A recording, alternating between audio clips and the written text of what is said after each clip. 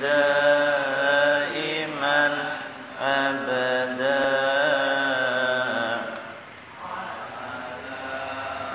حبيبك خير الخلق كلهم هو الحبيب الذي ترجى شفاعته لكل هول من الأهوال مقتحم يا ربي بالمصطفى بلغ مقاصدنا واغفر لنا ما مضى يا واسع الكرم الفاتحة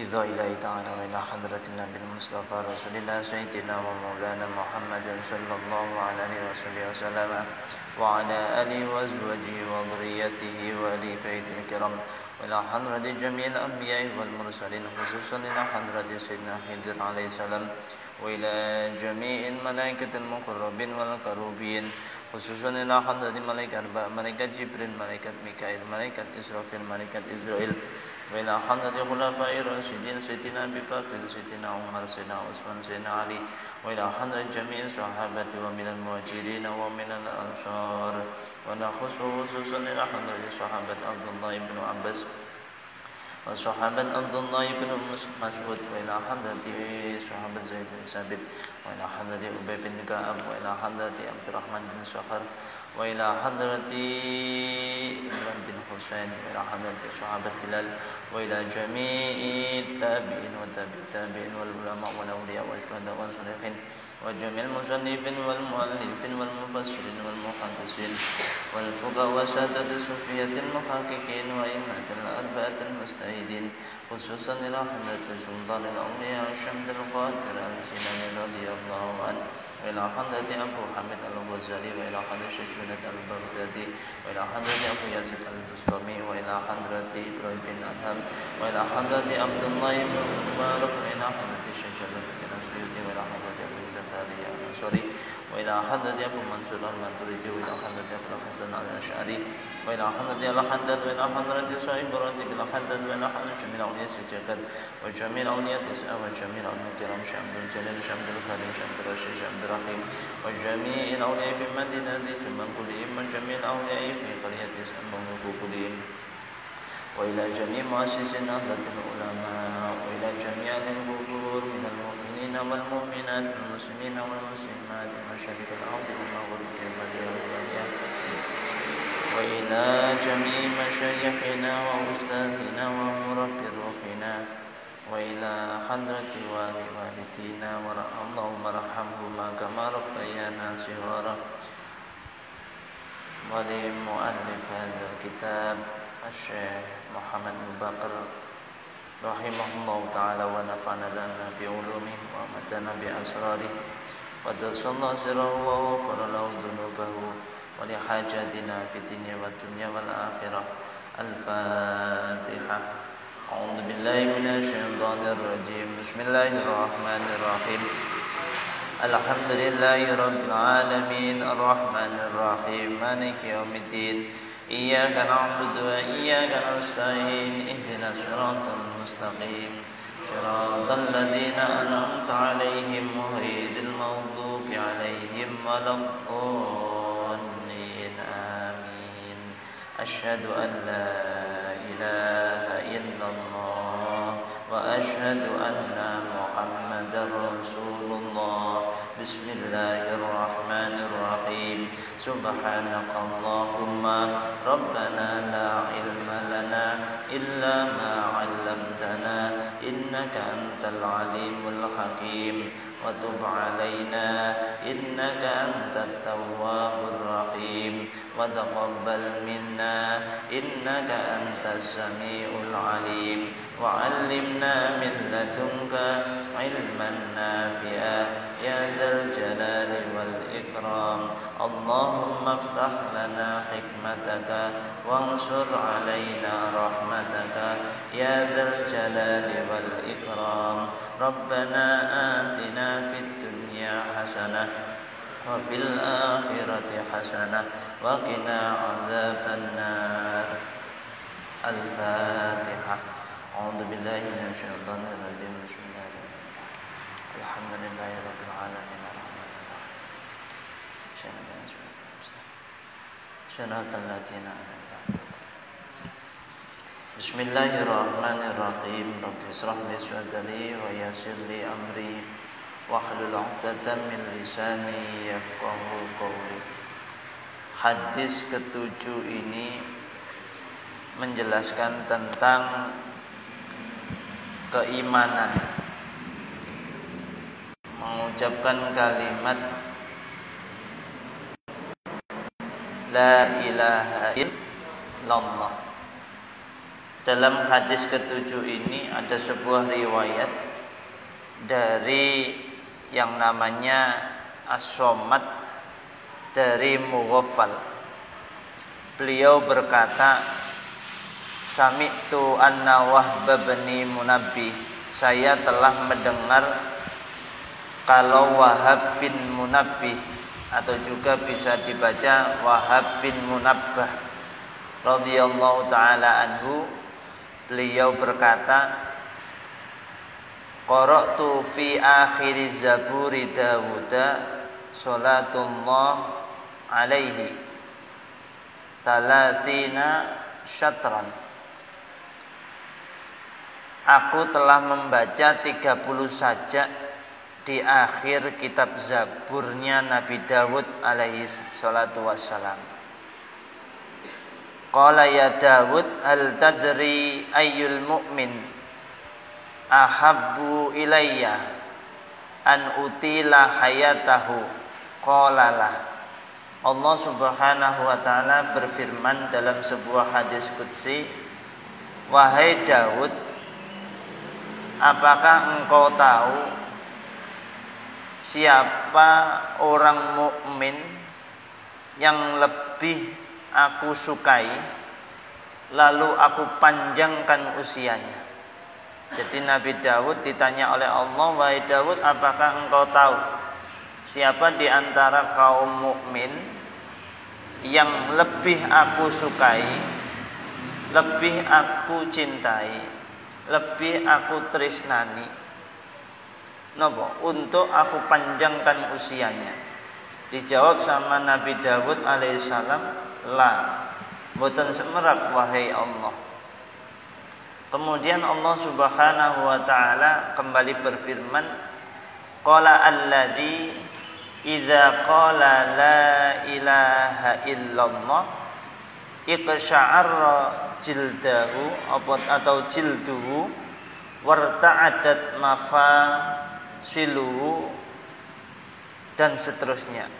Allah kemudian menjawab, yaitu orang mukmin yang ketika ia mengucapkan kalimat la ilaha illallah, saat dia mengucapkan kalimat la ilaha illallah, kulitnya kemudian mengkerut dan tulang-tulangnya bergetar.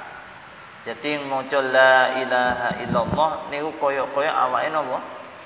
Kulite mengkeret, kemudian apa? Tulang-tulangnya bergetar. Kemudian kata Allah lagi, aku tidak suka ia mati sebagaimana orang tua tidak suka anaknya mati. Akan tetapi kematian sudah pasti akan menemuinya. Aku ingin membahagiakan ia di sebuah desa selain desa dunia ini, karena kenikmatan dunia adalah cobaan. Kemudian di dunia adalah suatu beban. Di dunia terdapat musuh yang mendekatkan kalian pada kerusakan yang tidak mengalir, sebagaimana darah mengalir. Karena sifat dunia yang seperti ini, maka Allah mempercepat para kekasihku menuju di usia pendek, menuju 44 tahun dengan mati di usia pendek. Andai sifat dunia tidak seperti itu, niscaya Adam dan anak cucunya akan panjang umur sampai ditiup sangkakala tanda datangnya hari kiamat. Artinya orang yang kemudian disayangi oleh Allah, maka proses kehidupannya dipercepat oleh Allah. Maka usianya enggak panjang. Usianya berapa tahun? 40 tahun. Ya, 40 tahun. Dulu saya pernah mondok, yai saya mondok di situ setahun. Belum ada 1 tahun yai kapundhut di usia 42 tahun. Jenenge omahe kali pondoke niku gede pondoke timbangane omahe. Rumahnya kalau sampean tahu pintu dalam, pintu depan itu. Kalau sampean pengen tahu itu kayak pintu kamar mandi yang terbuat dari kayak plastik itu. Kretek itu. Itu dalamnya yai saya. Kan itu. Yai saya putra dari yai siapa? Yai Salimi Melangi. Nah, beliau mondok di Tegalrejo di Mbaye Khudori sejak SD. Sejak napa? SD. Jadi cuma lulusan SD, tapi ngalimnya luar biasa. Nah, itu. Masyaallah. Nggih, di usiamu muda. Nah, bahasane cek pengen urip dawa ya sondok dadi wong apik, sondok dadi wong nggih. Nah, tapi ya enggak ngerti. Nah, namanya umur sudah dibagikan oleh Allah. Ini tentang kalimat napa tauhid la ilaha illallah. Maka orang yang zikirnya baik, zikirnya benar, zikirnya sudah langsung wusul, biasanya enggak panjang. Makanya sampean enggak akan kaget ketika dapat cerita tentang sosok Syekhona Khalil Bangkalan. Ya dah, Syekhona Khalil Bangkalan itu zikir la ilaha illallah cuma 3 kali. Itu beratnya lebih berat, ada yang mengatakan lebih berat dari 2 ekor sapi. Padahal kertas itu kalimat la ilaha illallah ditulis di kertas, kemudian ditimbang sama 2 ekor sapi, itu sapinya masih jomplang. Itu masih berat kalimat la ilaha illallah. Ada riwayat yang lain, riwayat cerita yang lain itu ditimbang dengan seluruh makanan yang ada di situ.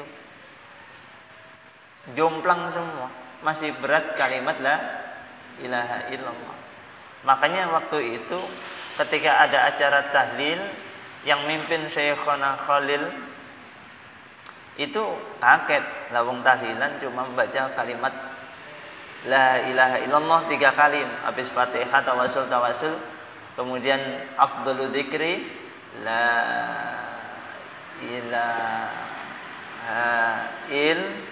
illallah, dibaca 3 kali, habis itu didoain. Itu yang punya rumah bingung kan, wong menyediakan makanan begitu banyak, jawane awake dhewe kan maca tahlil duwowo kan seneng ya, iki dibaca pendek. Akhirnya diprotes sama yang punya rumah. Nah, yang punya rumah diprotes, ini baca tahlil kok cuma sebentar, cuma sedikit. Akhirnya ditunjukkan keistimewaan kalimat la ilaha illallah. Akhirnya ditulislah kalimat itu, kemudian ditimbang itu tadi. Masya Allah, itu beratnya. Makanya orang yang sudah wusul ketika zikir kalimat la ilaha illallah, ketika mengucapkan kalimat la, itu arus itu berguncang itu. Arus itu berguncang itu. Masya Allah. Itu hebatnya kalimat la ilaha illallah. Okay. Kemudian di sini ada keterangan tambahan berkaitan dengan kalimat la ilaha illallah. Makanya betapa pentingnya kalimat la ilaha illallah. Bahkan di dalam tahlil dikatakan tahlil itu ya karena ada kalimat la ilaha illallah. Dari kata halala yuhallilu tahlilan, mengucapkan kalimat la ilaha illallah. Sejatinya yang dibaca tanggapannya itu kalimat la ilaha illallah. Harusnya seperti itu, kan itu ya, harusnya. Oke. Dikatakan berkaitan dengan kalimat napa? La ilaha illallah, menurut Imam Qushairi, kalimat tersebut ketika dibaca sebanyak 1000 kali dalam kondisi suci, itu akan mempermudah membuka pintu rizki. Akan mempermudah apa? Membuka apa? Pintu rizki.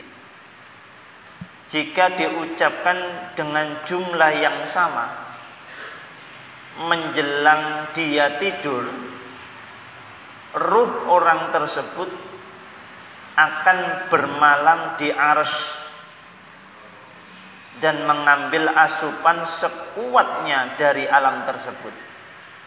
Jadi fadilah di antara fadilah orang yang berzikir la ilaha illallah menurut Al-Imam Al-Qushairi, salah satunya tadi apa? Ketika dibaca sebelum tidur, maka ruh itu tidak akan seperti kita jalan-jalan, bahasa tanda kutipnya tidak jelas, tapi langsung menuju apa? Arsy. Nggih, menuju apa? Arsy. Bila kalimat la ilaha illallah dilafalkan pada siang hari, setan niku akan melemah kekuatannya. Makanya ketika orang sudah tertancap kalimat la ilaha illallah di dalam hatinya, itu setan itu akan kesulitan. Bahkan dia akan menjauh daripadanya minimal itu ya, minimal itu 100 meter. 100 apa? 100 meter, enggak berani mendekat. Itu setan. Kalau kita kebanyakan maka malasnya luar biasa itu. Masya Allah. Nggih. Itu diantaranya ya. Diantaranya lagi orang yang banyak membaca atau melafalkan kalimat la ilaha illallah itu akan dapat yang namanya menyingkirkan kejahatan dan membuka tabir alam gaib. Nah, itu kalimat la ilaha illallah. Nggih. Kemudian lagi, ini tak ambilkan keterangan-keterangan, tapi tidak semua saya baca. Kalau semua saya baca, alamat ini nanti. Bisa-bisa seminar seminar keilmuan tentang kalimat la ilaha illallah. Jadi singkat-singkat saja. Kemudian menurut Abu Fadl Al-Jauhari, kalimat la ilaha illallah merupakan kalimat yang dipakai zikir di surganya Allah Ta'ala. Kalimat zikir yang dipakai di surganya Allah oleh para penghuni surga. Makanya ada beberapa ulama mengatakan, siapa yang melanggengkan diri membaca kalimat la ilaha illallah, maka akan dipermudah olehnya untuk mendapatkan derajat husnul khatimah. Salah satu pintu menuju husnul khatimah adalah melanggengkan kalimat tauhid la ilaha illallah. Makanya dikatakan miftahul jannah la ilaha illallah. Sudah di situ. Kemudian dengan kalimat la ilaha illallah, nggih. Napa? Dosa-dosa orang tersebut akan diampuni oleh Allah Subhanahu wa taala. Makanya ada kalimat, siapa orang kafir 70 tahun mengucapkan kalimat la ilaha illallah dengan baik, ya, tidak sempurna meskipun tidak sempurna pelafatannya, tapi dengan baik, dengan niatan yang bersih karena benar-benar ingin muslim, maka seluruh dosa-dosanya diampuni oleh Allah Subhanahu wa taala. Itu kalimat la ilaha illallah. Nih. Itu kaitannya. Nih. Kemudian di antaranya lagi, ketika itu kalimat la ilaha illallah diucapkan oleh orang yang benar-benar sudah menancapkan kalimat la ilaha illallah dalam buratan-buratan nafasnya, ya, sudah menjadi asupan dan menjadi gerakan hati dan denyut nadinya, maka kalimat la ilaha illallah atas izin Allah bisa langsung merubah karakter orang ahli maksiat yang ditemunya, berubah menjadi orang yang kemudian bertobat kepada Allah Subhanahu wa taala. Itu. Nah, kita perlu belajar. Makanya kalimat la ilaha illallah itu perlu digurukan. Makanya ada yang namanya thariqah. Ada thariqah, digurukan supaya nopo? Cara melafadzkan la ilaha illallah tepat dan bersanad. Ya, tepat dan bersanad. Nah, makanya ada yang namanya nopo? Thariqah. Nanti ada guru mursyid yang menuntunnya, dibaiat, ditalkin dan lain sebagainya. Kemudian salah satu zikir, yang zikir itu di antara sekian banyak zikir yang paling utama, yang grade-nya paling tinggi, itu adalah zikir la ilaha illallah. Itulah pesan Nabi. Kenapa kalimat la ilaha illallah merupakan kalimat zikir tertinggi? Dikatakan oleh Nabi, karena afdalu ma qultu ana, nggih, wan nabiyuna min qabli la ilaha illallah. Karena zikir istiqomahnya Nabi, ya, dan nabi-nabi sebelum Nabi Muhammad itu la ilaha illallah. Jadi kalimat la ilaha illallah adalah zikir khusus. Zikir yang zikir khusus. Makanya kalimat la ilaha illallah harus dirukurukan. Kan gitu. Kalimat la ilaha illallah ketika diucapkan oleh orang-orang seperti tadi, itu beratnya kalimat itu lebih berat dari dunia seisinya.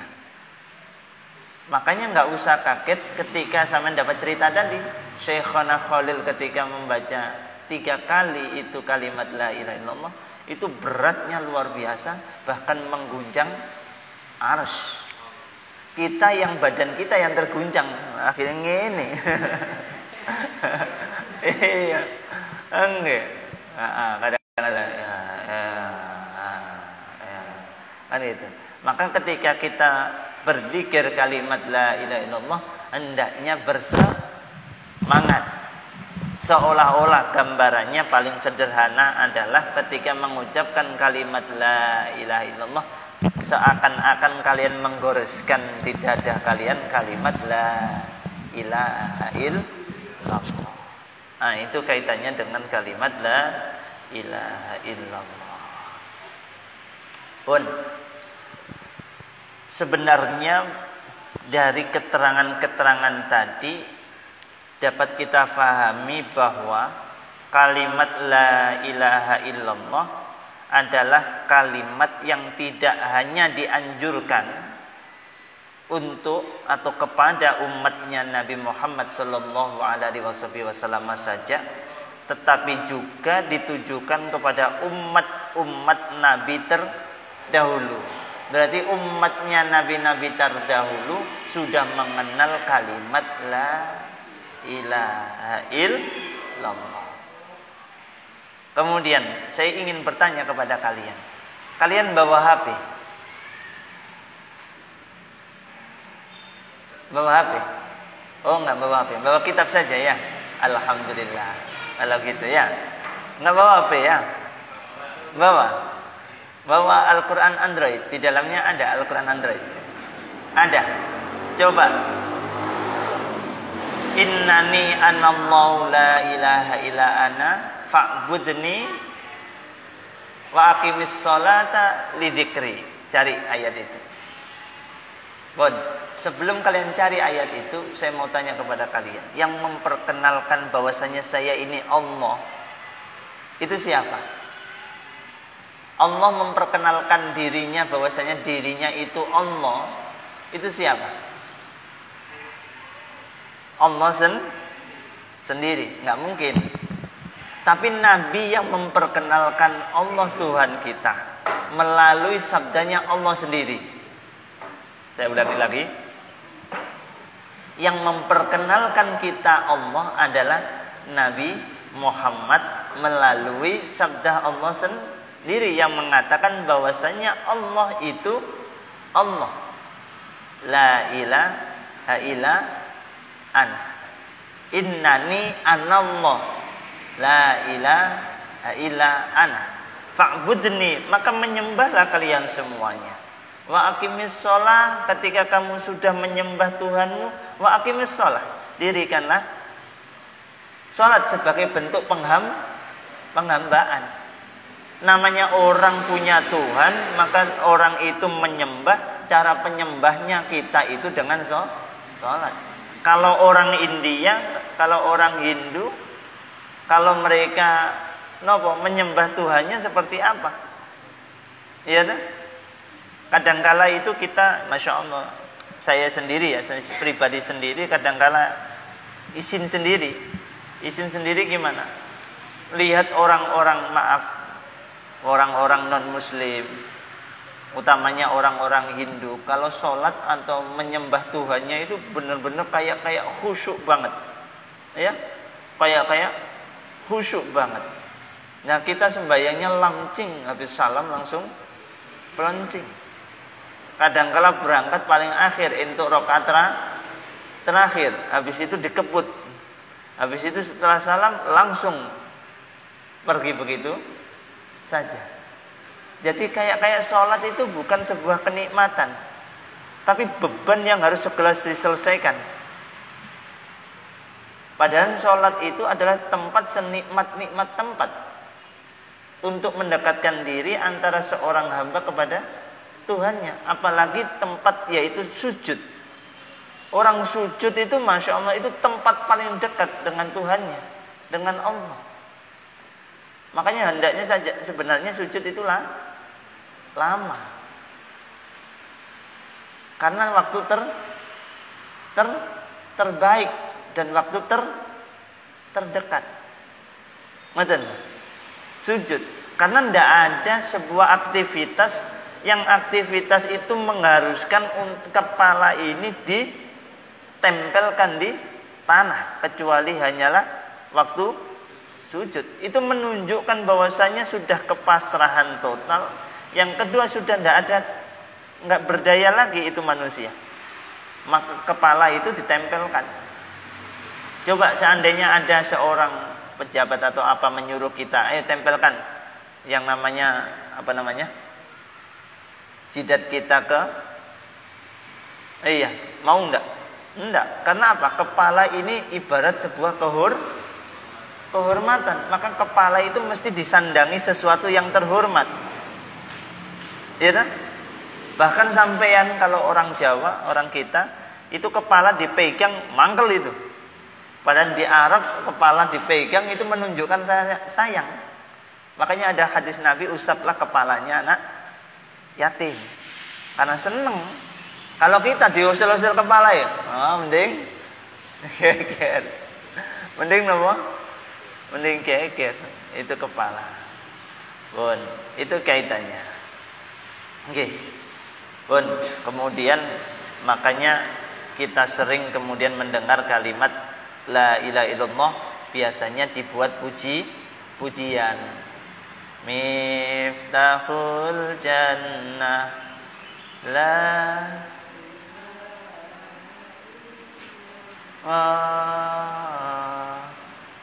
ya iling dah kak. Nah, piye baleni aku kangen sampe dikiran ngono. Aku seneng pujiane wong biyen-biyen, enak. Nggih, enak wong biyen iku pujian enak. Miftahul jannah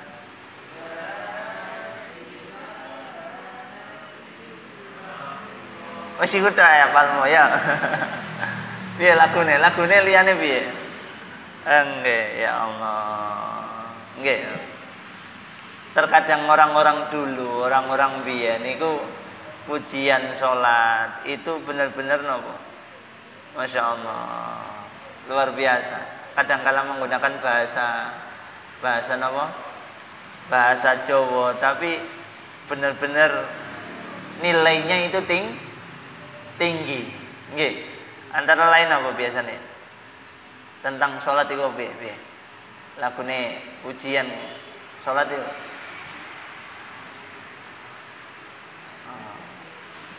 Ya wis kapal. Wis kapal. Nggih, pun. Muslimin muslimat jamaah sholat ganjaranipun pitulikur. Itulah hadis Nabi. Orang-orang dulu nyun sewu mungkin mereka itu nggak hafal hadisnya, tapi supaya hadis itu tertancap dalam jiwanya, dia lantunkan dengan bahasa Jawa. Iya dah? Iya. Itu ngingetin kita betapa afdolnya tentang fadhail jamaah, keutamaan jamaah. Kalau kita sholat sendiri ganjarannya mung siji, tapi kalau jamaah 27, ada yang mengatakan 25, lumayan 27 kali lipat. Kan gitu. Luar biasanya. Bon, itu kaitannya. Maka kemudian di situ dikatakan miftahul jannah la ilaha illallah. Ketika kita sudah mengenal kalimat la ilaha illallah, maka kita nggak akan mengatakan saya, karena hakikat saya yang paling terakhir yaitu saya Allah. Maka di dalam Quran dikatakan la ilaha illa ana.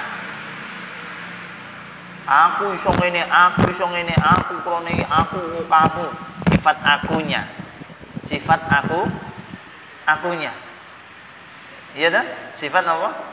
Akunya. Itu hilang sirna semuanya nanti. Kecuali zat yang maha aku, yang satu-satunya yang berhak mengakui keakuan, yaitu Allah. Makanya di situ kalimatnya la ilaha illa ana.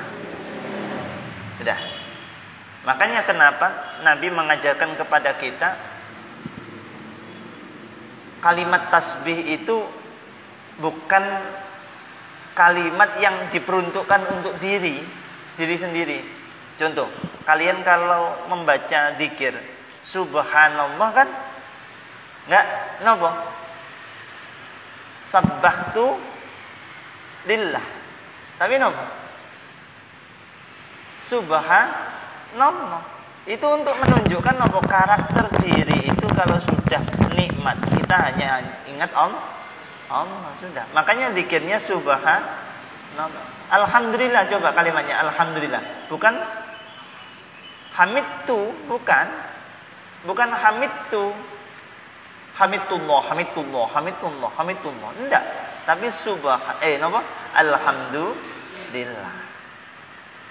Itu kan secara tidak langsung Nabi mengajarkan kita untuk menghilangkan sifat keakuan dalam diri. Kadang-kadang kan orang itu aku isong ini, aku, ya kan? Aku gak krono aku, ngono kan?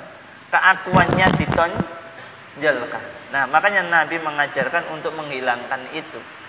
Karena keakuan itu adalah salah satu min alamatil kibriya, salah satu tanda-tanda kesombongan. Sudah itu kaitannya. Kemudian berkaitan dengan kalimat la ilaha illallah. Itu ada doa. Nah, ini doa. Kalau sampean kan senang doa ini kelihatan. Doa anti galau berat. Nah, yes.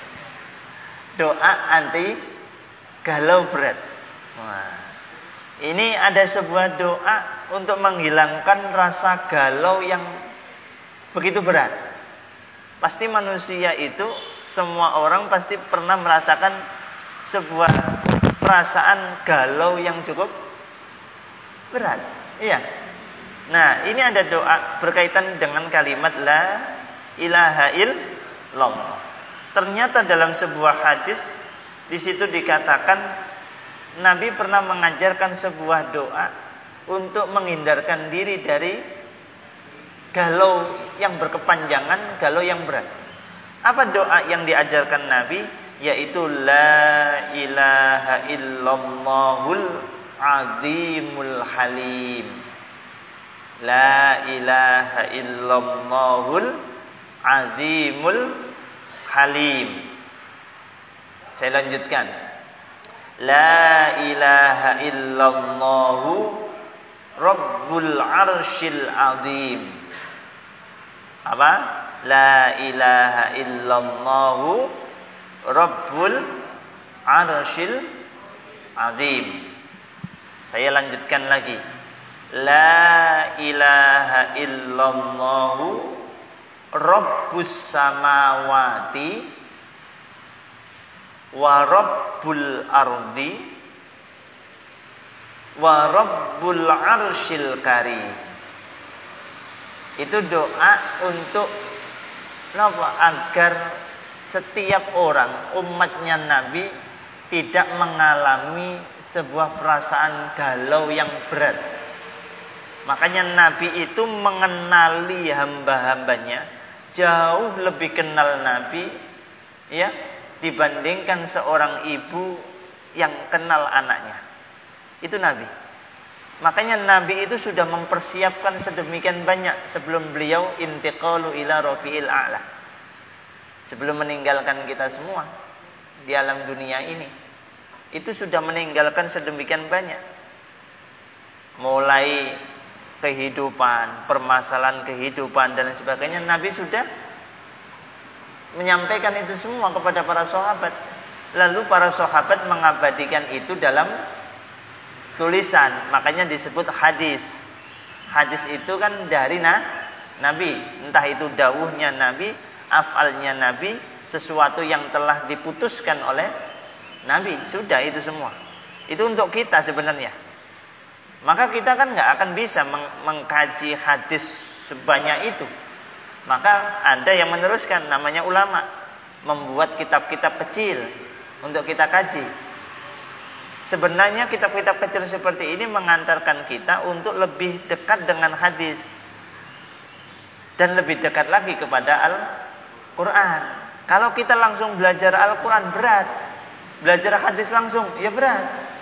Maka pengantarnya adalah kitab karya-karya para ulama yang kecil-kecil itu. Kan gitu. Maka kita harus benar-benar pelajari itu ya. Doa tadi anti galau berat ini ya. Apa tadi? La ilaha illallahu al-azimul halim. La ilaha illallahu Rabbul Arsyil Azim. La ilaha illallahu Rabbus samawati wa Rabbul ardi wa Rabbul Arsyil Karim. Ya, itu doa anti galau. Wah, doa anti galau. Pun clear ya? Makanya kalimat la ilaha illallah merupakan afdalud dzikri. Kemudian kan sesuatu itu kan ada yang paling afdal. Sesuatu itu ada yang paling afdal. Zikir pun ada. Yang paling afdal kalimat apa tadi? La ilaha illallah. Sedangkan yang paling afdal doa itu apa? Alhamdulillah. Kenapa? Alhamdulillah. Makanya ketika doa mesti diawali dengan hamdalah. Karena itu napa? Ungkapan yang paling grade-nya tinggi. Makanya ada tambahnya hamdan yuafi ni'amahu yukafi mazidah. Ya Rabbana lakal hamdu kama yanbaghi li jalalika wajhikal karimi wa 'azimi sultanik. Kadang-kadang seperti itu tambahin. Kadang-kadang cukup dipersingkat karena waktunya terbatas. Bismillahirrahmanirrahim. Alhamdulillahirabbil alamin. Allahumma sholli ala sayyidina Muhammad wa ala alihi washabihi ajmain. Kan gitu biasanya ya, dipersingkat. Nah, namun terkadang kalau orang itu faham betul bahwasanya tahmid atau ungkapan hamdalah itu afdalud doa, maka biasanya dia membaca hamdalah, isinya hamdalah itu panjang sekali, pada titik terakhir baru disampaikan permintaannya. Itu biasanya adabnya para ulama, biasanya seperti itu. Kalau kita enggak, yang paling panjang itu permintaannya, pujiannya sedikit. Ya, pujiannya sedikit. Kan gitu. Itu kita. Nah, ini termasuk min adabid doa. Termasuk di antara apa? Tata keramanya dalam berdoa. Pun itu saja. Berkaitan dengan apa? Kalimat la ilaha illallah. Bismillahirrahmanirrahim. Pundi sakniki. Laula dalika. Lamuno ora ono mengkono fa inna na'imaha lamma mata semangsane mati sapa Adam wa waladuhu lan anak turune Adam. Nggih. Anak turune napa? Adam. Makanya Adam itu disebut juga Abul Bashar, bapake para manusia. Yang disebut Abul Bashar itu enten kali. Satu Nabiullah Adam alaihissalam, yang kedua Nabiullah Nuh alaihissalam. Jadi yang disebut Abul Bashar itu ada berapa tadi? Dua, yaitu Nabiullah Adam alaihissalam, ya dah. Terus kemudian Nuh alaihissalam. Karena waktu zamannya Nabi Nuh terjadi badai atau banjir bandang, ya, Mas, yang hampir rata mayoritas meninggal kecuali 80 orang yang selamat itu ya. Nah, itu. Nah, kemungkinan itu kita nanti ketemunya mungkin ya ketemunya dalam silsilah itu kalau enggak ke Nabi Nuh ya Nabi Adam lah. Ya. Ya, makanya tapi jalur yang mana kan gitu ya. Kemungkinan kalau ditarik-tarik mungkin ya keturunannya Nabi Adam, tapi jalurnya siapa kan kita nggak tahu ya. Kan Nabi Adam itu membawa sekian banyak itu tadi ya. Nggih, pun. Hatta yanfakha. Nggih. Sehingga den tiup fisuri ing dalem fisuri nggih.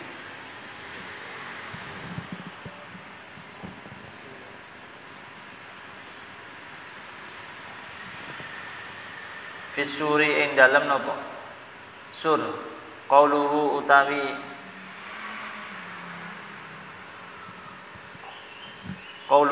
dawe Allah Ta'ala, la ya'lunakum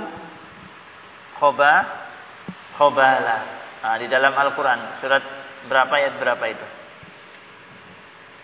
La ya'lunakum khobala. Nah, nanti dicari di dalam Al-Quran ayat berapa. Ay la yaksuruna, tegese orang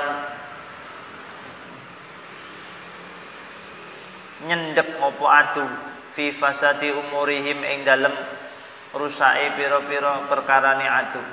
Wal khobalu utawi maknane khobal iku al fasadu rusak.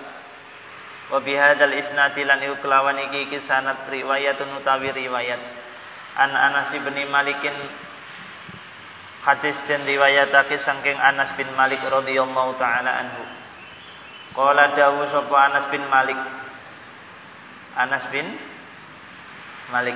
qala dawu sapa Rasulullah sallallahu alaihi wasallam, man utawi sapa wong iku qala ngucap sapa man la ilaha illallah ing kalimat la ilaha illallah, wa maddalan dawaake sapa man ha ing kalimat la ilaha illallah,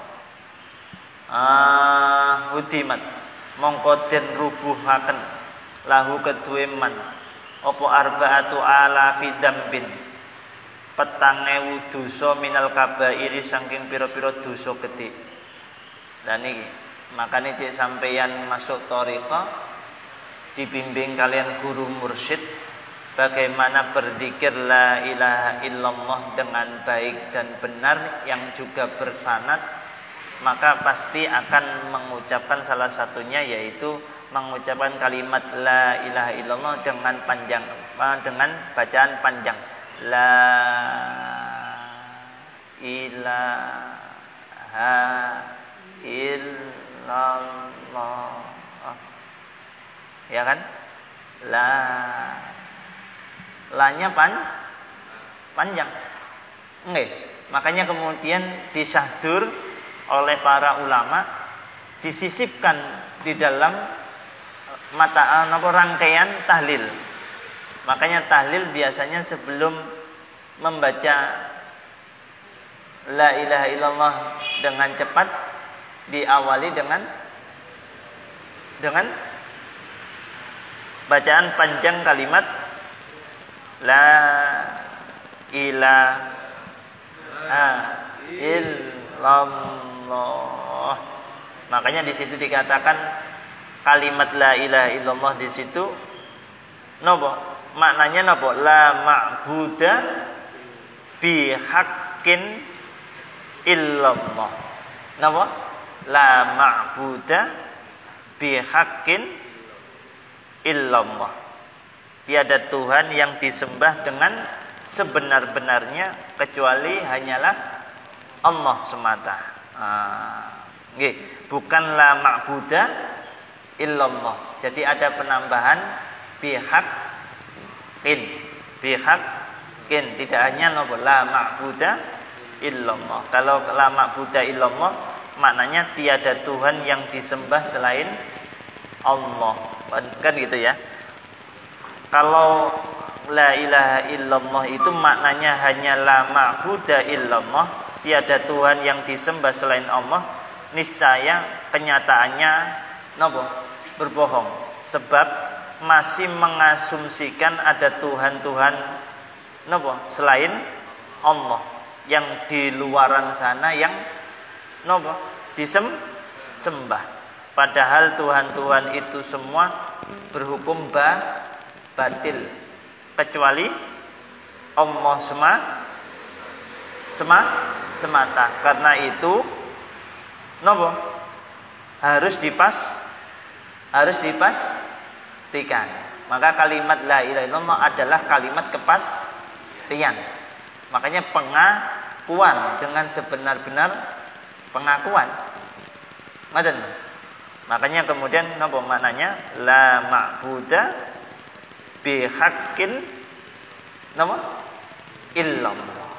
La ma'buda bihaqqin illallah. Makanya ulama-ulama kalau maknani kalimat la ilaha ora ono pangeran kang wajib den sembah ing dalem wujude kelawan hak iku maujud.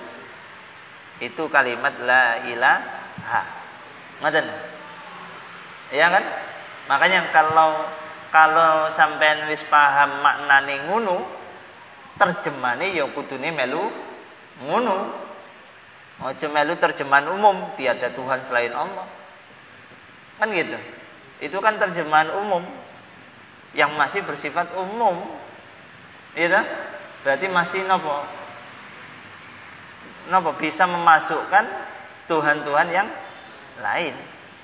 Makanya ulama-ulama kalau ngaji kitab kuning seperti ini pasti memberikan makna yang sangat komplit dan spesifik, karena ini adalah kalimat kepastian, ngeten, pengakuan dengan sebenar-benar pengakuan. Makanya kalimatnya apa tadi?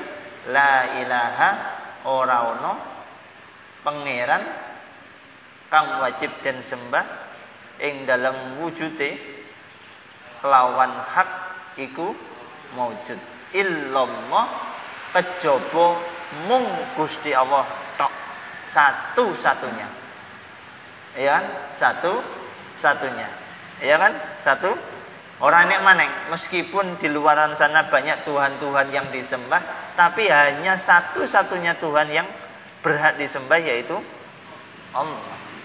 Makanya kalimat kepastian, kalimat la ilaha illallah. Maka siapa orang tadi mengucapkan kalimat la ilaha illallah, dibaca panjang tadi, napa di situ fadilahnya? Fadilahnya napa? Hudimat lahu arba'atu ala fi dzambin minal kabair. Itu bisa merobohkan, bisa mengampuni, bisa menghapuskan 4.000 dosa-dosa besar. Nah, kemudian seperti ini jangan dipolitisasi. Kalimat gini, ya wis aku tak nglakoni dosa gede. Engko dihitung dosa gede ini dilakoni. Mari ngono cek untuk 100 kok, ya. Cek kurang ngono ya. Ya kan? Cek akeh, engko cek wis 4.000 baru aku tak ngucapke kalimat iku lah uteke kita, ya kan. Kalau gini jangan pakai otak manusia. Ini haknya Allah. Iya cek, umpamanya sampean logikakan seperti itu, akhirnya tengah-tengah ngelakoni maksiat bongko jal, ya ruwet ceritane, ya kan. Kita nggak tahu perjalanan hidup kita. Makanya perjalanan masa lalu itu adalah pelajaran, perjalanan masa esok adalah sebuah rahasia yang hanya Allah yang tahu. Kita menikmati hidup ya saat ini. Dikatakan hidup ya saat ini nih. Belum tentu nanti satu jam lagi kita hidup. Karena yang dikatakan hidup itu sekarang, bukan kemarin, bukan nanti. Sekarang ini itu dikatakan hidup. Paham ya? Iya. Ngoten. Pun, Masya Allah. Qala dawuh ing hadis sapa Aliun sahabat Ali radhiyallahu taala anhu. Allahumma amin. Wa waradalan tumeka fi majlis tafsiril Qur'ani, ing dalam majlis tafsir Al-Qur'an, di Syekh Al-Imam Az-Zahid, ketua Syekh Imam Az-Zahid Ya'qub Al-Kisai rahimahullahu taala, anna Hazim bin Walid, satamene Hazim bin Walid radhiyallahu taala anhu, iku marido loro sapa Hazim, fa'ata mongko teko sapa Hazim tabiban ing dokter. Nggih, ada cerita dari seorang yang bernama Hazim bin Walid. Beliau itu sakit, namanya sakit mesti periksa. Akhirnya ia datang ke seorang dokter. Fa akhadha mongko ngalap sapa tabib nabdahu ing denyut jantunge Hazim. Nabdahu ing denyut jantunge Hazim akhirnya diperiksa denyut jantungnya pakai alat namanya apa sing ana eseke kuping loro terus ujungnya ditempelno ning gone dodo niku lho apa jenenge teleskop muarang teleskop itu nginceng apa ya wis sembuh lah ya wis pokoke ngono terus dimak-mak ngono lho nggih padahal ya mek ngrungono deg deg deg deg ngono tak sih tapi ternyata deg-degnya itu nopo? Ilmu. Makanya orang yang punya contoh, orang yang tenang itu denyut nadinya stabil. Denyut nadinya stabil. Tapi ketika orang itu punya masalah, denyut nadinya itu bekerja dengan cepat. Iya kan? Kemudian kalau orang itu kebanyakan tidur, maka denyutnya, jantungnya nggak stabil.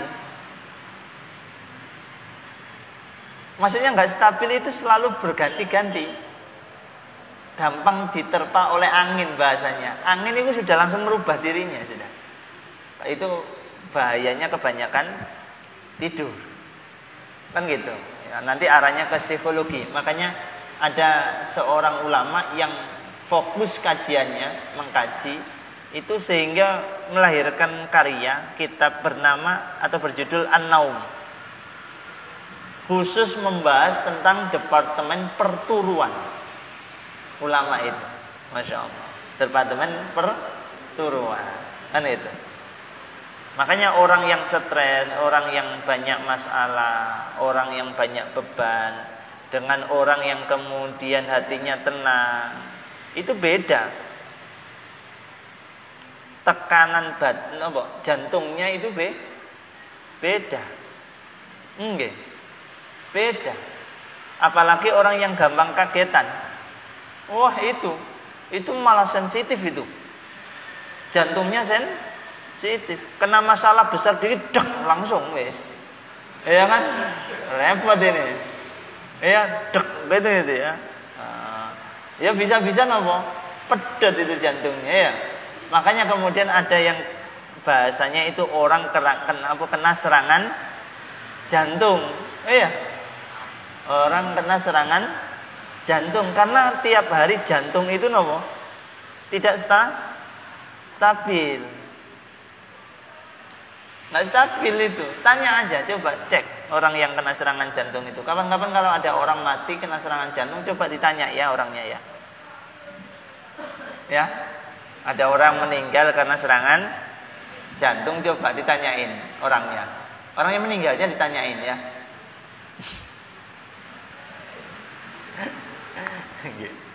Wah, itu ya. Nanti alatnya apa coba dicari itu ya. Kala ngucap sapa tabib laisa ora ana fihi iku ing dalem napa hazim apa illatun penyakit. Akhirnya dicek ambek dokternya ngomong, Pak Hazim jenengan niki mboten wonten napa penyakit nggih. Jadi loro tiba-tiba beliau sakit. Maka sakit itu macam-macam nggih. Ada sakit itu karena makanan. Ada sakit karena kondisi. Ada sakit karena suatu hal eksternal, virus dan lain sebagainya. Ada yang sakit seperti hazm ini. Sakit apa itu? Sakit karena takut. Takut apa? Ini kita bahas. Maka perlu ini kita bahas ya. An halihi walakin is'alu lan tetapine takon sapa sira kabeh ing hazm. An halihi saking kondisine hazm fa innal mar'ah karena sak temene awak-awakan iku a'lamu luwih ngerti bisanihi kelawan kondisine al mar'ah fasa'alu mengko padha takon sapa ahlun hu ing hazim kala ngucap sapa hazim laisa ora ana iku fi nafsi ing dalam awak ingsun apa illat Akhire napa dokter ngomong ning gone keluargane, "Bu, Pak, ya, ten ngene keluargane Hazim. Coba jenengan niku tanglet kiambak, kira-kira Hazim niku napa? Melakukan apa? Punya riwayat sakit napa? Sampun kula priksa niki Hazim, tapi mboten wonten penyakit." Ngoten lho. Mboten wonten penyakit. Akhire keluargane alon-alon takon ning gone Hazim. Takon alon-alon, aja banter-banter, aja seru-seru kan itu ya. Engko nggare kaget, ya toh? Sampai alon-alon, Pak Hazim, Dik, Kang, wis apa nyelak ya? Zim, sampean iki sakjane lara apa to? Nang ya? Lara apa? Lah wong diperiksa dokter ora enek penyakite. Lah kok sampean kok larane kaya ngene, lak yo gare bingung keluarga yo bingung sampean iki lara apa. Akhirnya dijawab mbek Hazim, laisa fi nafsi illatun. Sakjane nggih aku iki yo gak lara. Sakjane aku iki gak lara, gak duwe penyakit, gak duwe riwayat penyakit. Lah terus awakmu lara ngene kena apa sakjane? Ya, lara kaya ngene kena apa? Dijawab ambek Hazim napa? Wa illati utawi penyakit ingsun iku al khaufu wedi minallahi saking adabe Gusti Allah, al azizi kang agung, al wahhabi kang akeh oleh maringi. Nomor 1 niku wedi ambek adabe Gusti Allah. Wa khauful ardi lan kuwatir den pentokaken, lan kuwatir napa den pentokaken nggih. Kuwatir napa den pentokaken.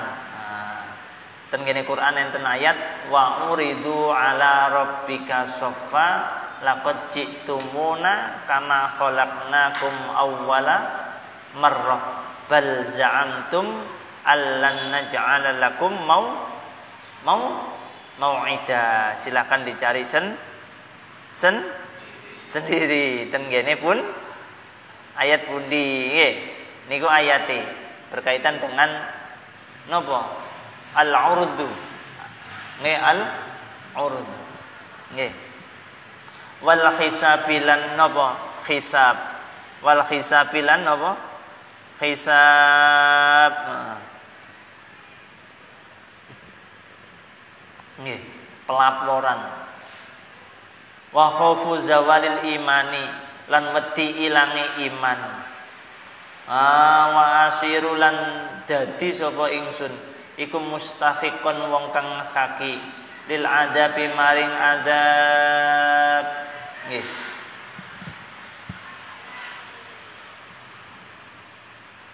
Nggih lil adabi maring adab. Akhire sing sinten jenenge napa? Jenenge sapa wau? Hazim cerita sajane lara iki bukan krana penyakit. Lah terus apa? Nggih. Terus napa? Terus apa sing gare awakmu lara? Aku iki kepikiran. Kepikiran apa? Aku iki wedi banget. Duwe rasa wedi banget. Wedi apa? Wedi ambek siksane Gusti Allah. Nggih, wedi ambek siksane Gusti Allah. Takut siksanya Allah itu menjadikan Hazim itu sampai jatuh sakit. Saking medine ambek siksane Gusti Allah. Tapi zaman saiki akeh wong gak wedi. Nang ya? Gak wedi. Nggih, sakniki. Tapi wong-wong biyen medine luar biasa. Nggih, masyaallah. Nomor 2 wa khauful ardi wal hisabi. Besok khawatir itu ada pelaporan yang tidak baik tentang dirinya. Dan ketika dihisab, itu hisabnya burukannya lebih banyak daripada kebaikannya. Dia takut ini. Takut yang luar biasa. Kemudian berikutnya yaitu apa yang ditakuti? Dia takut besok itu kalau sakaratul maut itu tidak membawa iman. Itu tidak membawa iman. Makanya ulama-ulama solih selalu apa? Khawatir akhir perjalanan hidupnya. Piye besok akhir perjalananku? Tetap imane, tetap islami apa ora?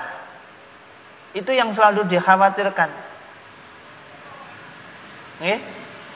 Selalu dikhawatirkan. Makanya doa terbaik adalah doa untuk terus selalu diberikan tetapnya iman. Ya? Bahkan Mbak Maimun mesti dawuh ngoten sih. Mbak Maimun kemudian diteruskan santri-santrinya kan kemudian berkata kan, orang alim itu pasti takut akhir perjalanan hidupnya. Bawa iman apa enggak? Kalau enggak bawa iman, semua kehidupannya sia-sia.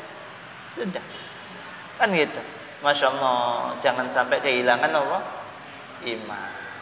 Makanya syukur tertinggi itu diantaranya sebelum syukur atas nikmat dan karunia Allah, tapi yang patut disyukuri sebenarnya yang paling tinggi adalah apa? Syukur karena masih diberikan iman.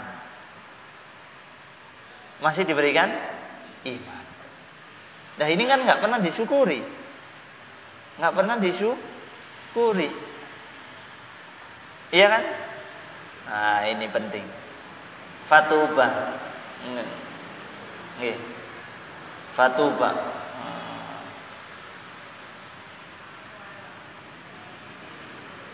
Napa niku?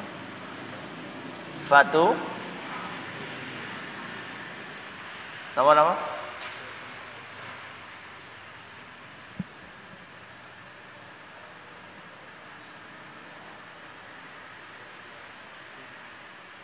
Nggih. Fatuba. Monggo utawi kabejan. Liku liman keduwe wong. Kana kang ana sapa man.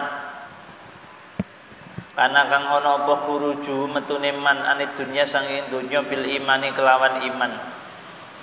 Makane sak bejo-bejone wong yaiku wong sing keluar dari dunia ini, artinya meninggal dunia dalam kondisi napa? Dalam kondisi napa? Iman. Dalam kondisi iman. Wa masiruhu tawi nggon baline man iku ilal jinani maring pira-pira napa?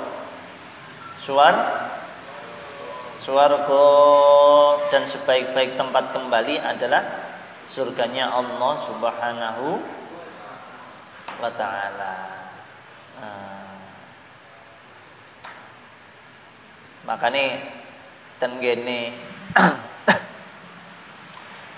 salat witir niku ada doa yang selalu dibaca, asyhadu alla ilaha illallah astaghfirullah nas'aluka ridhaka wal jannah wa na'udzubika min sakhatika wan nar. Ya, kalau habis witir mesti baca itu ya. Habis macan apa? Subuhun qudus ya. Kemudian baru asyhadu alla ilaha illallah astaghfirullah nas'aluka ridhaka wal jannah wa na'udzubika min sakhatika wan nar. Kan gitu ya. Allahumma innaka afuwwun karim. Itu kan amalia yang dibaca setiap malam bulan suci Ramadan. Satu, agar diberikan ridho Allah. Cek Allah wis ridho bakal awake dhewe dibalikno ning gone swargane Gusti Allah. Yang kedua, dijauhkan dari bendone Gusti Allah. Cek Allah wis kadung bendu awake dhewe besok diarahkan ke arah annar, kan gitu ya. Kemudian ada bacaan yang akan diberikan luar biasa oleh Allah, yaitu apa? Allahumma innaka afuwun karim tuhibbul afwa fa'fu anna. Makanya setelah witir ojo sampai melayu dhisik, iku diwaca kanthi temenan. Imame maca ngoten awake dhewe dadi makmum melu, ojo malah meneng. Karena itu untuk kepentingan diri kita sendiri, ya, kan gitu.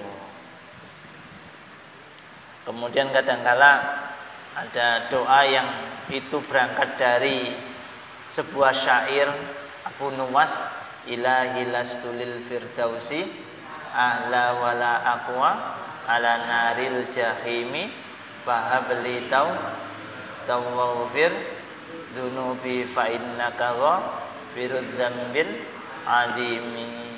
Nang ya, menunjukkan apa? Cek mlebu neraka gak kuat, mlebu swarga ya.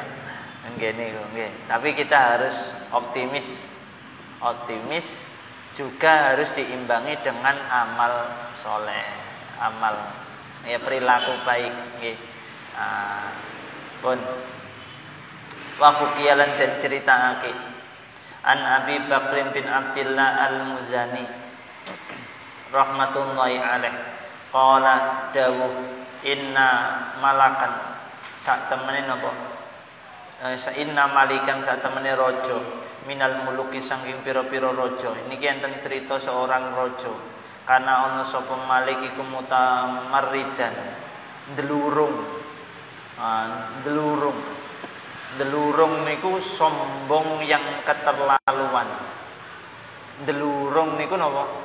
Wong sombong wis keterlaluan. Sombonge wis kebacut bahasa Jawane. Niku delurung. Napa? Delurung. Sombonge ten gene sinten? Ten gene Gusti Allah. Ala Rabbi taala ing atase pangerane Malik taala ngulur sapa Rabb. Fa ghaza mongko merangi ing Malik sapa al muslimuna wong Islam, pira-pira wong Islam. Fa khadu mongko ngalap sapa mongko ngalap sapa al muslimuna ing Malik saliman ingkang selamat. Faqalu mongko padha ngucap sapa al muslimuna bi ayyi syai'in lawan dindi suwi-wiji naqtulu mateni sapa kita ing Malik litamarudi klonon delurunge Malik ala Rabbi taala ing atase pangerane Malik taala maulur sinten Rabb. Fajtama mongko kumpul apa ra'yuhum pendapate al muslimun ala ayya ja'ala ing atase yen to ndadekake sinten al muslimun ing Malik fi qomqomin ing dalem kendil. Fi qomqomin iso diwaca kumkumin, bisa diwaca qomqomin. Fi qomqomin ing dalem kendil tungku adimin kang gedhe wasatulan nutupi sapa muslimun roksahu ing dasi atau sirai Malik wa auqadulan napa roksahu dudu sirah roksahu ing dhuwure kom-kom, jadi ditutupi roksahu ing dhuwure kom-kom wa auqadulan ngurupaken ngurupaken lan ngurupaken sapa al muslimun tahtahu ana ing dalem ngisore kom-kom annara ing geni. Enek cerita sangka seorang raja di antara para raja pembesar wis kadung dadi raja nggih. Akhirnya dheweke menjadi pribadi sing sombonge luar biasa, sombong ambek Gusti Allah. Saking sombonge ambek Gusti Allah, akhirnya para wong-wong muslim napa melakukan perlawanan. Akhirnya raja iku dapat digulingkan, diruntuhkan kerajaannya. Akhirnya napa? Raja niki ketangkep ditangkap dalam kondisi napa? Utuh. Dalam kondisi utuh. Akhirnya napa? Dicancang, diikat, ditawan. Akhirnya napa? Para wong muslimin piye iki diapakno wong iki? Diapakno wong iki. Di penjara tok, disiksa, apa dipenggal ndase, apa dipiyekno? Karena melihat perilaku raja iki sing wis gak kenek dinalar maneh. Karena sudah kesombongannya di luar batas manusiawi. Sombongnya enggak hanya ke manusia, tapi kepada Tuhan yang Maha Kuasa, yaitu Allah Subhanahu wa taala. Akhirnya wong muslim niki wau sepakat piye umpama raja iki napa? Ayo dilebokno ning gone tungkune gedhe dilebokno ndek kono ambek dicancang, tungkune ditutup, mari ngono nisore diobong. Nisore diobong. Ben apa? Digodhog hidup. Nah niki akhirnya napa kabeh sepakat. Nah ini kesepakatan seperti ini juga baru-baru ini pernah terjadi di daerah pundi niku.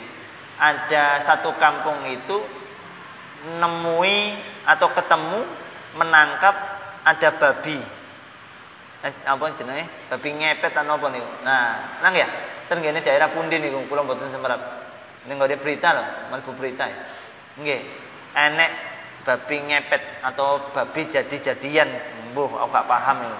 Mbuh jadi-jadian piye tak wasi ya babi utuh ya. Nggih ya. Jarine mengkeret asale gede mari ngono cilik-cilik ukurannya kemudian berubah sak kucing.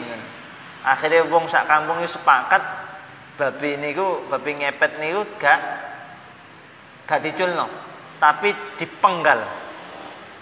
Dipotong kepalanya, tapi sepakat satu kampung. Nah itu. Kesepakatan seperti ini karena mungkin sudah membuat resah warga kan itu. Tapi apakah itu babi jadi-jadian ya nggak tahu kan itu ya. Nggih. Nah ini. Nah, orang muslim kembali ke cerita ini, orang muslim yang tadi sepakat ayo raja iki di nopo? Digodhog urip. Akhirnya proses itu dilakukan, raja itu dilebokno ten kene kom-kom, ten kene kendil, ten kene tungku yang besar itu tadi, kemudian ditutup ndukure, kemudian niso disediakno kayu dibakar. Pun apa yang terjadi? Walamma wajada lan semangsane nemu sapa Malik harara tenari ing panase napa geni ja'ala mengko tumandang sapa Malik yunadi ku celuk-celuk sapa napa Malik ilahatahu alihatahu ing pira-pira pangerane Malik allati kang abada kang nyembah sapa Malik hum ing aliha min dunillahi kang sakliyane Gusti Allah ya lata hilata khallisni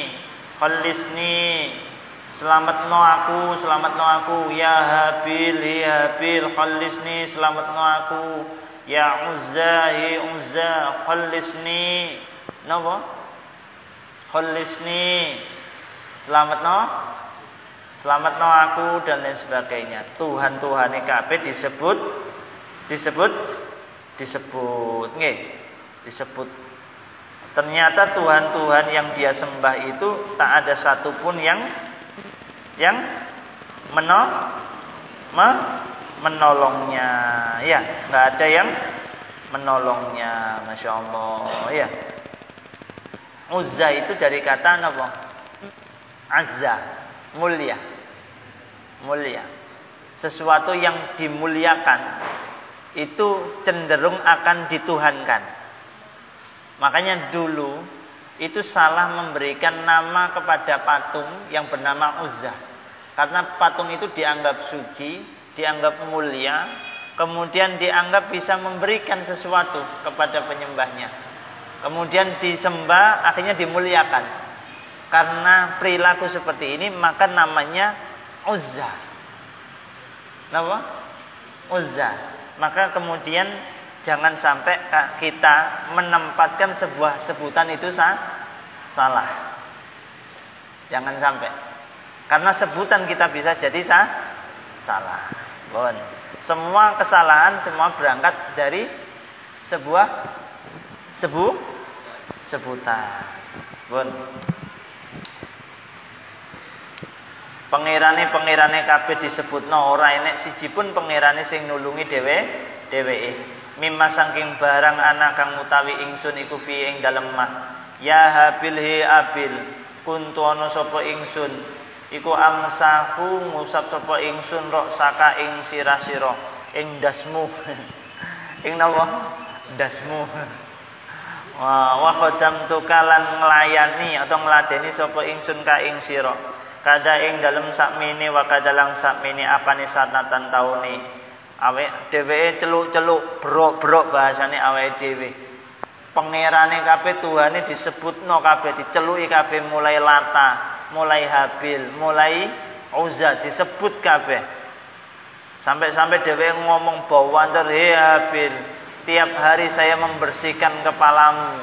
Kan itu ya, tiap hari saya membersihkan kepalamu. Saya berkhidmah kepadamu tiap hari puluhan tahun. Nah, kenapa engkau tidak mampu menolong saya? Kan gitu. Nah, apa yang terjadi? Apa yang terjadi? Fakullama iltaja'ah. Monggo napa? Kapan ngungsi sapa sinten? Malik ilaihim maring alihah tazidu tambah opo hararatun nari panasin neraka panase geni dheweke tambah celuk-celuk niku celuk-celuk pangerane mulai Lata Habil Uzza njaluk pitulung ning gone tuhan-tuhan yang disembah itu ternyata bukan malah meredam panasnya api, tambah menjadikan api itu semakin panas dan api semakin berkobar-kobar. Apa yang terjadi? Apa yang terjadi? Falamma alima mongko semangsane ngerti sapa Malik annahum sak temene alihah iku laisu ora ana sapa alihah iku yuhnuna nyukupi sapa alihah anhu saking apa Malik fa aisa mongko kapecat opo mongko mecat nggih mecat sapa Malik minhum saking alihah akhire napa wis mulai saiki aku mau nyembah napa kalian semua wis akhire napa ada pengakuan bahwasanya dirinya tidak lagi napa menyembah Lata Habil Uzzah lagi karena ternyata tidak mampu menolong dirinya. Apa yang terjadi? Akhirnya dia nopo bersaksi balik ning gone agamane nopo Gusti Allah, pengakuan diri mempersaksikan bahwasanya Allah adalah sebenar-benar Tuhan yang wajib disembah. Akhirnya taubatan nasuhah saat itu. Apa yang terjadi? Warajalan bali sapa Malik ilallahi taala maring Gusti Allah taala. Wana dalan undang-undang sapa Malik fil qomqomi ing dalem napa? Tungku wau. La ilaha illallah Muhammadur Rasulullah. Ing kalimat la ilaha illallah Muhammadur Rasulullah. Akhire niki wau raja niki napa bersyahadah mengucapkan kalimat tauhid la ilaha illallah Muhammadur Rasulullah. Apa yang terjadi setelah dia mengucapkan kalimat la ilaha illallah Muhammadur Rasulullah dengan tulus, dengan ikhlas, dengan sebenar-benar napa? Ungkapan dan pengakuan diri bainal akli wa bainal qalb fi jasadi wa ruhi, semuanya bersyahadah kepada Allah. Apa yang terjadi berikutnya? Yaitu nopo di situ dikatakan ba'asa mongko ngutus sapa Allah Gusti Allah taala maulur sapa Allah ghaisan ing udan minas samai saking langit antil kanari saking mengkono-mengkono geni faat fa'a mongko nyirep apa ghais ha ing nar wa ba'asalan ngutus sapa Allah rihan ing angin fahamalat mongko nggawa apa rihan alqamqama ing kendil ila samai maring langit faja'ala mongko tumandang apa qamqam itu yatajaljalu obah-obah apa qamqam bainas samai ing dalem antarane langit wal ardilan bumi nggih wa huwa hale utawi malik iku yaqulu ngucap sapa malik la ilaha illallah muhammadur rasulullah hatta wa sehingga ilang apa qamqam anil basori saking peningal mata summa alqat nulini baake hu ing qamqam apa arrihu angin baina qaumin ing dalem antarane masyarakat la napa niku la ya'rifuna kang ora ngerti sapa kaum Allah ing Gusti Allah fa akhadhu mongko padha ngalap sapa kaum hu ing qamqam wa fatahulan padha buka sapa kaum hu ing qamqam wa akhrajulan ngetokake sapa kaum hu ing malik minal qamqami saking kendil faqalu mongko padha ngucap sapa kaum lahu maring napa lahu maring malik man iku sapa anta utawi sira wa malan iku apa kisatuka utawi kisah sira ceritamu piye kala ngucap sapa malik ana utawi ingsun iku malikun raja fi maudhi'i kada ing dalem panggonan mangkene fa akhbaro mongko aweh kabar sapa malik hum ing kaum an kisati saking kisahe malik wa hali ilan kondisine malik wa aslamulan manjing Islam sapa kaum jami'an haliseka beani akhire wau malik iki mengucapkan kalimat syahadat dengan sebenar-benar kalimat syahadat la ilaha illallah muhammadur rasulullah karena pengakuan dengan sebenar-benar pengakuan Allah pun kemudian memberikan pertolongan kepada orang tersebut dengan apa? Dengan menurunkan yang namanya ghaith hujan. Napa? Hujan. Nah, perlu diperhatikan di sini pakainya ghaith, bukan mator. Bukan apa? Mator. Apa perbedaan antara ghaith sama mator? Nah, dalam kitab namanya Mu'jamul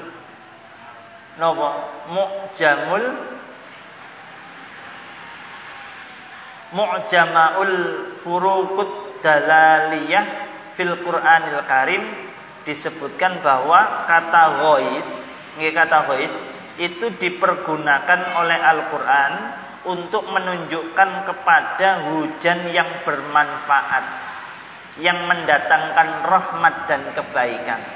Itu ghaith.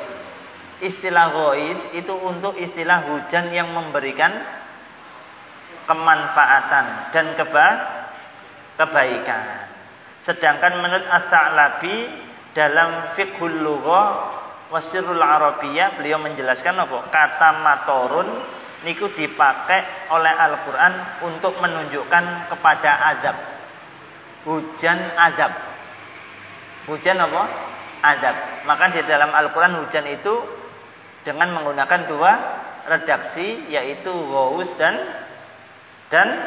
mator. Di antaranya kalau ghaus innallaha indahu ilmu sa'ah wa yunazzilul ghais. Kalau ayat berkaitan dengan apa? Mator wa amtarna 'alaiha hijaratun min sijilin mangdud. Kan gitu ya? Wa amtarna 'alaihim matara. Itu ayat-ayat hujan yang hujan itu tidak memberikan manfaat tapi memberikan azab. Istilah mator. Lebih lanjutnya insyaallah besok kita akan bahas. Wallahu alam bissawab. Al-Fatihah.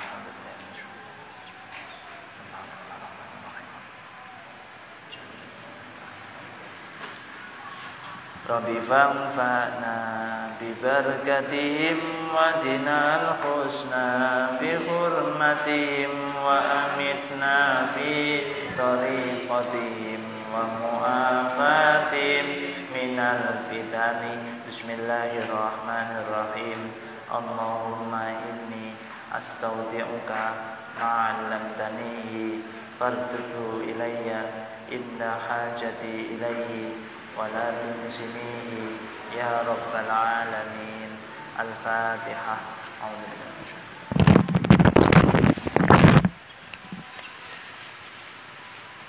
Assalamualaikum warahmatullahi wabarakatuh.